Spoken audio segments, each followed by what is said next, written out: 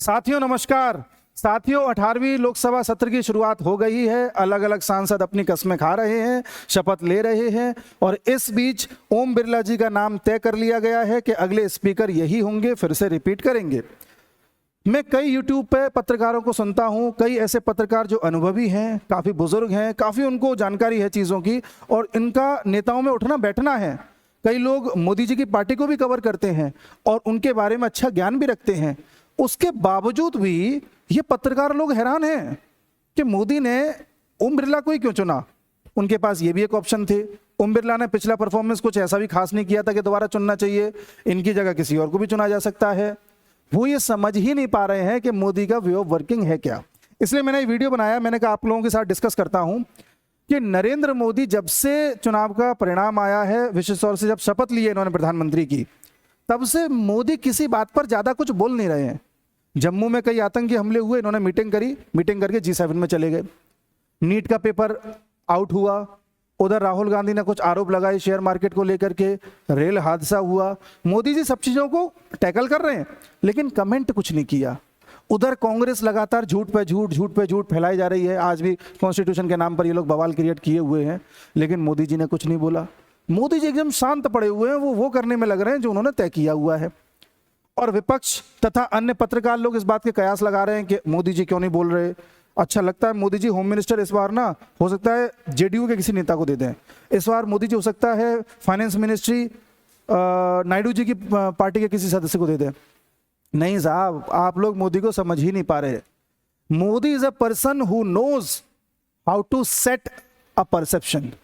राजनीति परसेप्शन का खेल होती है। राजनीति इस बात का खेल नहीं है कि वास्तविकता क्या है। राजनीति इस बात का खेल है कि आपकी जनता क्या सोच रही है, जनता के बीच में मैसेज किया जा रहा है।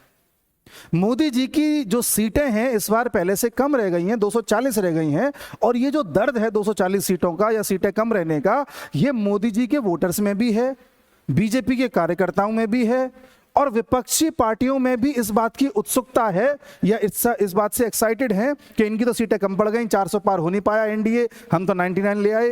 वो इस बात को उछालना चाहते हैं। मोदी जी यहीं पर परसेप्शन बना रहे हैं। मोदी जी को पता है कि चुनाव के परिणाम जब आते हैं तो अगले हफ्ते 10 दिन तक हू हल्ला होता रहेगा। शपथ लेंगे उसके बाद भी हू हल्ला होता रहेगा। लोकसभा का अध्यक्ष चुना जाएगा तब तक भी हू हल्ला होगा। लेकिन आज के 6 महीने बाद लोग वही परसीव करेंगे, लोग वैसा ही ग्रहण करेंगे जैसा देखेंगे। तब तक लोग भूल चुके होंगे कि लोकसभा के रिजल्ट के टाइम पर क्या इमोशंस थे। उस समय लोग टीवी चला करके लोकसभा की कार्यवाही देख रहे होंगे और जब लोग देखेंगे कि यार होम मिनिस्टर तो वही है जो पहले थे, ओम बिरला जी भी वैसे ही काम कर रहे हैं, राजनाथ सिंह जी भी वही काम कर रहे हैं, निर्मला सीतारमन जी भी वही काम कर रही हैं, तो लोगों के दिमाग में 240 की जो कमजोरी है वो नहीं आएगी। आप समझ रहे हो ना। आप भले ही पहले जैसे ताकतवर नहीं हो लेकिन दिखो पहले जैसे, दिखो पहले जैसे। इसे कहते हैं perception. Modi wants to do this perception role. Modi ji जाने ही इस बात के लिए जाते थे कि परसेप्शन बनाना। जनता में परसेप्शन बना के तो आए ही थे, गुजरात मॉडल। फिर उन्होंने परसेप्शन बनाया खुद का कि मैं एक ऐसा इंसान हूं जो समय के साथ चलता हूं, युवाओं को समझता हूं, गरीबी को समझता हूं, महिलाओं के इमोशंस को समझता हूं, बुजुर्गों की तबीयत को समझता हूं, सब चीज़ें समझता हूं। लोगों को मैं परसेप्शन बनाया कि मैं हूं जो सब समस्याओं का इलाज कर सकता हूं, मैं हूं, मुझ पर विश्वास रखो। और लोग आज जो मोदी जी पर विश्वास रखते हैं वो इसीलिए क्योंकि लोगों में परसेप्शन बनाया गया है कि मोदी है तो मुमकिन है। मोदी उस परसेप्शन को कमजोर नहीं पड़ने देंगे। आप देख लेना। मैं कोई पत्रकार नहीं हूं, ना ही मैं किसी बीजेपी के कार्यालय में जाकर के आया हूं, लेकिन मैं 10 साल से अनुभव कर रहा हूं, चीजों का एनालिसिस कर रहा हूं और यही मेरा मकसद है कि आपसे डिस्कस करूं कि Modi is a person who is playing the game of perception. हालांकि मीडिया वाले बोल रहे हैं कि विपक्ष परसेप्शन बनाने में लगा हुआ है कि संविधान बदल देंगे, आरक्षण खत्म कर देंगे, ये हो जाएगा, वो हो जाएगा। ये विपक्ष का जो गुब्बारा है ये फूट गया है ऑलमोस्ट। अब जनता को समझ में आ गया कि संविधान बदलने का जो झूठ था ये सिर्फ चुनावी जुमला था विपक्ष का।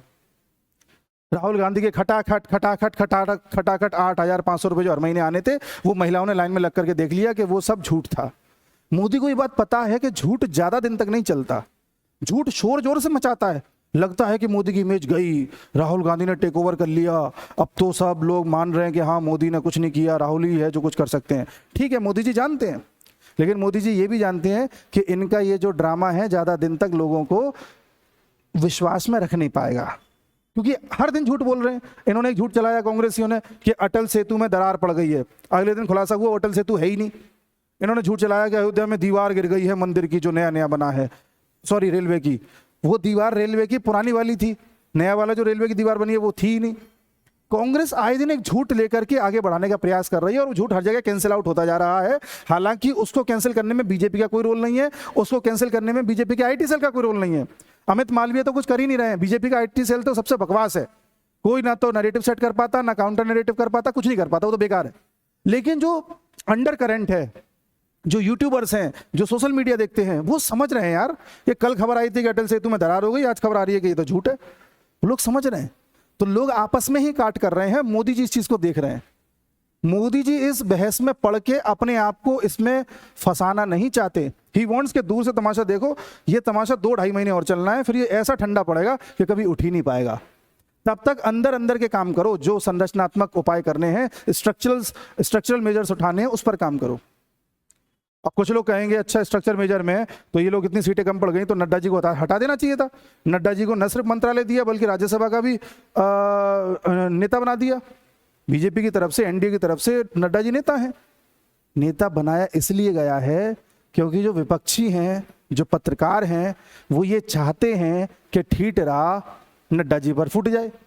और मोदी जी जानते हैं कि ठीक है नड्डा जी की अध्यक्षता में कुछ सीटें कम पड़ गई, लेकिन नड्डा जी का जो नेतृत्व था वो काफी ठीक रहा।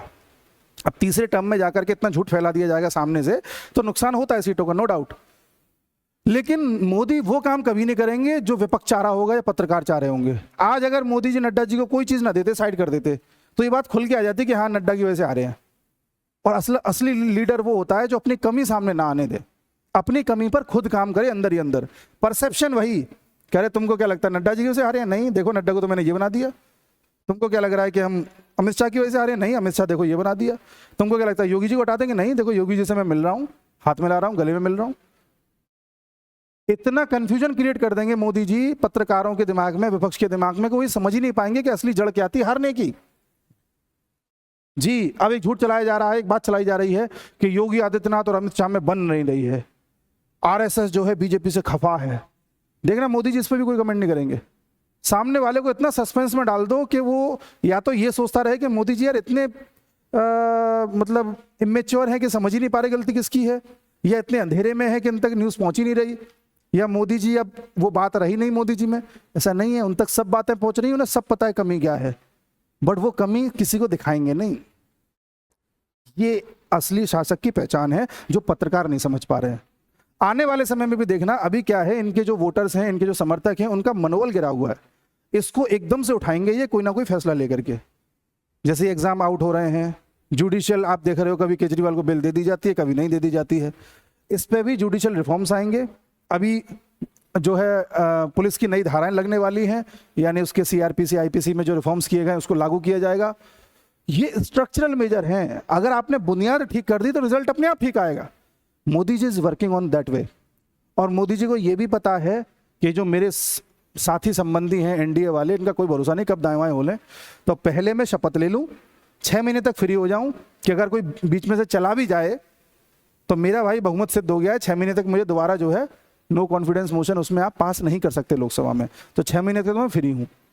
इस बीच अगर कुछ होगा तो कहीं दाएं बाएं से जुगाड़ कर लूंगा, 272 खुद के कर लूंगा। ये आज चाहें 272 कर लें, अपने कोई बड़ी चीज़ नहीं है, लेकिन अभी नहीं करेंगे। कुछ लोग इस ताड़ में भी हैं कि मोदी जी कब दूसरे सांसदों को तोड़ करके, अमित शाह तोड़ करके 272 कर लें, अभी नहीं करेंगे।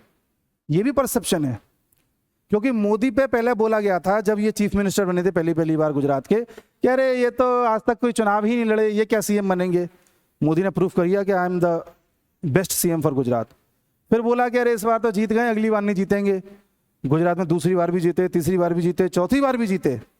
फिर बोला गया कि अरे ये तो काफ़ी ज़्यादा सख्त हैं, ये केंद्र के लायक नहीं है, केंद्र में नहीं आ पाएंगे। केंद्र में भी आए।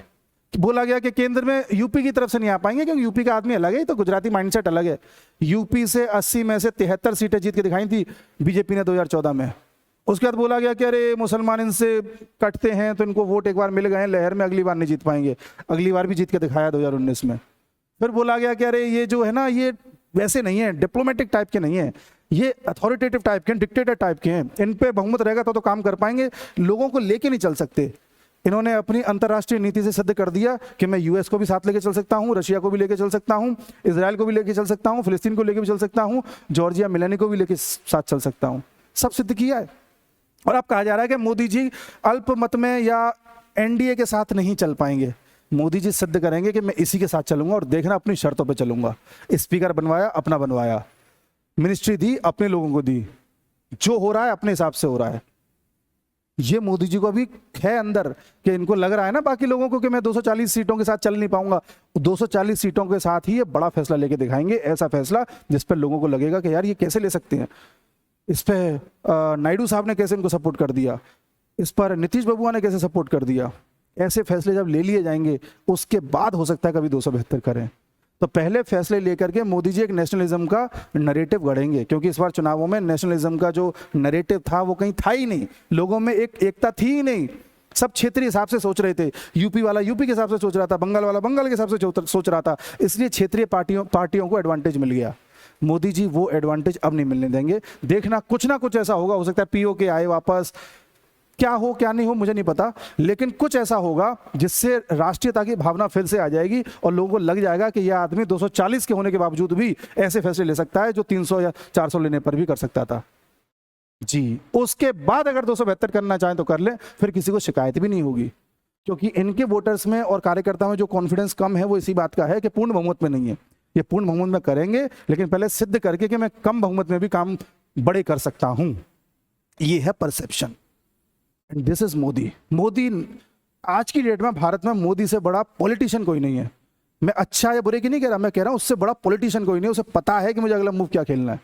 एक आध जगह चूक हो गई, अब नहीं होगी।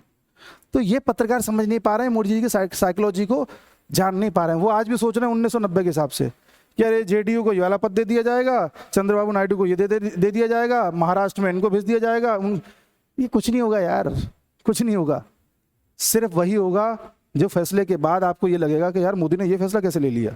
जैसे आज लोग सोच रहे हैं कि मोदी ने स्पीकर अपना कैसे बैठा दिया, और पहले लोग कह रहे थे जेडीयू का स्पीकर बैठेगा या चंद्रबाबू नायडू का बैठेगा। यही चूक हो रही है बुनियादी। जब तक लोग मोदी की इस सोच को समझ नहीं पाएंगे तब तक मोदी के अगले मूव को भी भांप नहीं पाएंगे। खैर, ये मेरा एक डिस्कशन था। अगले वीडियो में हम आगे अगली बातें करेंगे। तब तक के लिए नमस्कार।